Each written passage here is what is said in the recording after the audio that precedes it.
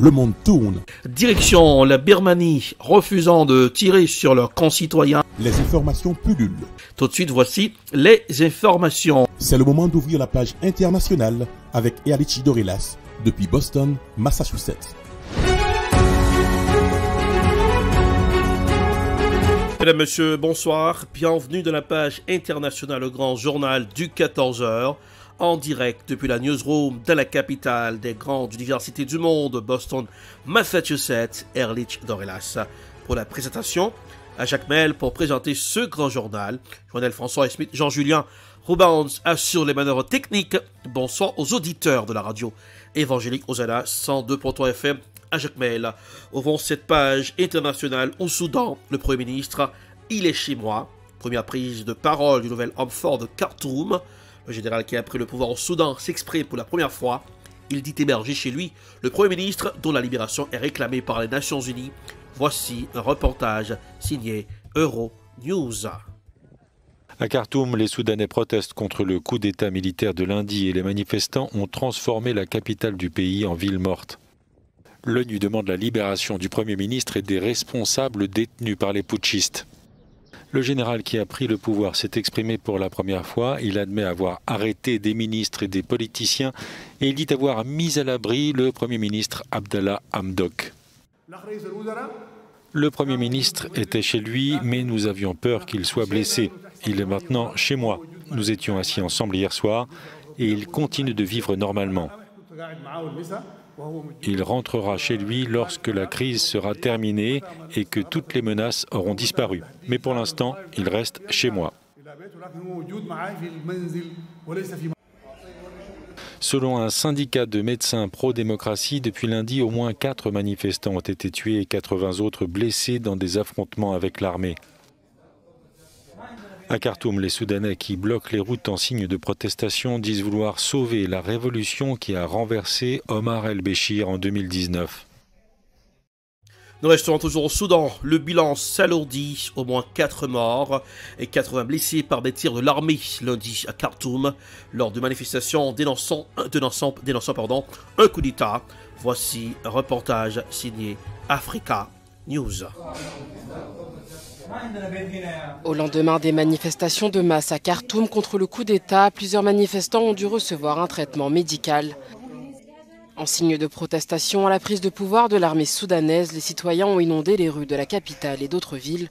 Selon le comité des médecins du Soudan, au moins 4 personnes ont été tuées et plus de 80 blessés. Ils ont commencé par tirer avec des balles sonores, puis de vraies balles. J'ai vu 2 personnes tomber au sol. J'ai aussi vu dans un véhicule 11 soldats et 2 colonels militaires qui tiraient. Le véhicule a même roulé 2 fois sur les blessés. Hier, les forces de sécurité ont ouvert le feu sur les manifestants. Toutefois, à Khartoum, le peuple est bien décidé à se faire entendre. Ils disent vouloir sauver la révolution qui a renversé Omar el-Béchir en 2019. Ils demandent la réinstallation du gouvernement civil. Les ambassadeurs soudanais de la France, la Belgique et la Suisse ont quant à eux proclamé leur ambassade comme celle du peuple et de sa révolution. En Iran, une cyberattaque crée une panne générale de distribution d'essence. En Iran, une cyberattaque paralyse la distribution de carburant et crée des embouteillages et files d'attente immenses aux abords des stations d'essence. Cet événement entérine un peu plus la crise économique que traverse le pays, où la population voit son pouvoir d'achat baisser drastiquement à cause de l'inflation. Les précisions de Fiavosh Ghazi, correspondant de France 24 à Téhéran, qui va donc décrypter la situation en Iran. C'est une journée de galère pour les Iraniens. Acheter de l'essence ce mardi est quasiment mission impossible à cause d'une cyberattaque. Siavosh Ghazi, bonjour. Vous êtes à Téhéran. Il y a des files d'attente énormes devant les pompes à essence à cause donc de cette panne générale. Absolument. Donc c'est une panne, c'est une cyberattaque qui a été donc annoncée et confirmée par les autorités iraniennes. Il y a des files d'attente énormes depuis maintenant 7 heures, depuis 11 heures du matin hors local. Il n'y a pas d'essence, il n'y a pas de distribution d'essence dans les stations de service. Et tout cela à cause de cette attaque cybernétique.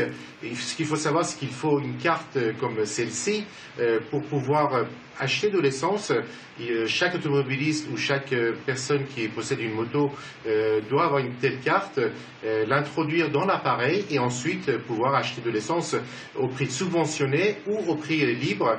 Et c'est ce système qui a été donc attaqué par une attaque cybernétique et qui ne fonctionne pas. Donc toutes les stations ou la plupart des stations sont perturbées, ne fonctionnent pas. Je me suis rendu tout à l'heure devant une station près de chez moi. La station était fermée. Il y avait des dizaines de voitures qui attendaient, des motos qui attendaient la réouverture de la station. Beaucoup d'Iraniens font le taxi pour arrondir leur fin de mois ou font le coursier pour vivre. Et donc pour tous ces gens-là, c'est une perte sèche puisqu'ils n'ont pas d'essence, notamment par exemple pour rentrer à la maison, comme le disait un coursier qui attendait depuis 5 heures devant cette station d'essence. Il faut savoir que cela intervient à la veille de l'anniversaire des émeutes de 2019. À l'époque, le gouvernement avait multiplié par 3 le prix de l'essence. Des manifestations avaient eu lieu dans toutes les villes du pays, violemment réprimées par les autorités, et donc les gens font très naturellement le lien entre ces manifestations et cette cyberattaque contre les stations d'essence, et donc pour préparer, explique que c'est une manière de rappeler à la mémoire des Iraniens ces manifestations et la répression qu'il y a eu à l'époque qui avait fait des centaines de morts selon les autorités. Il faut savoir aussi que la situation économique est particulièrement difficile puisque l'inflation dépasse les 50% et cette perturbation dans la distribution d'essence aggrave encore la situation économique. Merci Siavosh Ghazi depuis Téhéran. En Afghanistan, des enfants vendus par leurs parents. En Afghanistan, la famine menace des millions de personnes. Face à cette catastrophe, plusieurs familles n'ont d'autre choix que de vendre certains de leurs enfants pour pouvoir s'acheter de quoi à manger. Voici un reportage signé TV5 Monde. Farishter, 6 ans. Chokria, 1 an et demi. Elles ne le savent pas encore, mais elles viennent d'être vendues aux familles de leurs futurs maris, eux aussi mineurs. L'équivalent de 2870 € pour l'aîné, 2400 pour sa sœur. Face à la pauvreté et à la faim, ces Afghans ont cédé à l'impensable. Ils ont échangé leur propre enfant contre une somme d'argent. Du haut de ses 8 ans, Asho connaîtra le même sort. Je l'ai vendu 3 000 $ parce que nous avons faim et que nous avons des dettes. Un de ces jours, l'homme qui l'a acheté va venir ici et il l'emmènera dans sa maison. Je ne l'ai fait que parce que je n'avais pas le choix. Ce n'est pas quelque chose de bien de vendre sa fille. Dieu et son messager ne nous ont jamais dit de faire cela. Ces pratiques sont loin d'être des cas isolés. Mohamed Hassan est surendetté. Il n'a plus rien, tout juste quelques bouts de pain pour manger. Il a vendu ses 2 filles à leur futur mari il y a 1 an, mais cela ne suffit pas. Je ne les ai jamais revues. Ils les ont prises. Nous ne pouvons pas payer le transport pour aller les voir et revenir. Nous sommes coincés. Leur mère en a perdu la tête. Une fois achetées, les fillettes continuent souvent de grandir auprès de leurs parents. Ce n'est que lorsqu'elles atteignent 10 ou 12 ans que leurs futurs maris viennent les chercher. J'ai vendu ma fille pour 500 $. Son mari m'a déjà donné 250 $ et 250 autres doivent encore être versés. Une fois que ce sera fait, il l'emmènera avec lui. J'ai donné mon autre fille pour 1 000 $. Son mari l'a emmenée il y a 2 ans, mais là il n'a plus rien à manger, alors ils sont venus ici et je l'ai nourri. Selon un rapport de l'UNICEF de 2018, 42% des familles afghanes ont une fille mariée avant l'âge de 18 ans. État des lieux inquiétant de l'antisémitisme aux États-Unis. Un sondage mené par l'American Jewish Committee révèle qu'un juif sur 4 a été victime d'actes d'antisémites. Aux États-Unis, 4 sur 10 dissimulent leur judéite ou évitent les rassemblements communautaires. Voici un reportage signé I24 News. Les Américains de plus de 18 ans ont été interrogés pour le compte du rapport annuel de l'American Jewish Committee. Et cette année, plus que les autres, le résultat est sans appel. 1/3 des personnes interrogées assurent avoir changé de comportement pour éviter d'être victimes d'actes antisémites. 25% des personnes interrogées évitent de publier du contenu sur les réseaux sociaux, aussi bien lorsqu'il s'agit de leur point de vue sur les questions juives ou de leur position en faveur d'Israël. 22% évitent quant à eux de porter des signes distinctifs tels qu'une kippa ou l'étoile de David. Et 17% des juifs américains interrogés évitent certains lieux ou événements communautaires. Cette étude de l'American Jewish Committee révèle également une augmentation significative des actes antisémites aux États-Unis. 24% des personnes confient avoir été victimes d'actes au cours des 12 derniers mois. 17% la cible de propos antisémites et enfin 12% des personnes interrogées rapportent avoir été la cible de propos haineux sur les réseaux sociaux. Fait important, la plupart de ces personnes ne sont pas allées porter plainte à la police. Les campus américains ne sont pas épargnés par cette triste tendance. Les étudiants juifs disent observer un regain d'antisémitisme depuis 5 ans. Dans cette étude, des Américains non juifs ont également été interrogés et fait frappant, peu partagent cette inquiétude. Plus étonnant encore, un tiers d'entre eux ne connaissent pas le terme antisémitisme.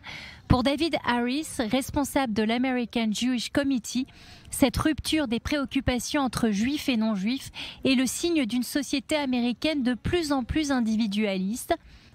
Qu'un juif américain sur 4 ait été la cible d'actes antisémites au cours de la seule année écoulée et que 4 sur 10 aient pris des mesures pour dissimuler leur judaïté ou réduire leur activité en conséquence devrait alarmer tous les Américains. Le rapport couvrait en outre des questions concernant Israël et le mouvement BDS. 80% des juifs et du grand public américain considèrent la déclaration « Israël n'a pas le droit d'exister » antisémite. Cette enquête menée par l'AJC est la plus grande et la plus complète jamais menée par le comité. C'est la fin de la page internationale au grand journal du 14h pour aujourd'hui. Présentation Erlich Dorelas, production Edprod, réalisation Télé Beltor pour le camp de la radio évangélique Hosanna, 102.3 FM à Jacmel. Depuis hier, Boston est sous la pluie. Température 60 degrés Fahrenheit. 16 degrés Celsius à Jacmel, 88 degrés Fahrenheit, 31 degrés Celsius. Bonsoir Joannel, bonsoir Smith, Jean-Julien, bonsoir Rubens, bonsoir aux auditeurs de la radio évangélique Hosanna 102.3 FM à Jacmel. Passez un excellent mardi en compagnie de la radio. Bonsoir, à demain. C'était la page internationale avec Erlich Dorelas.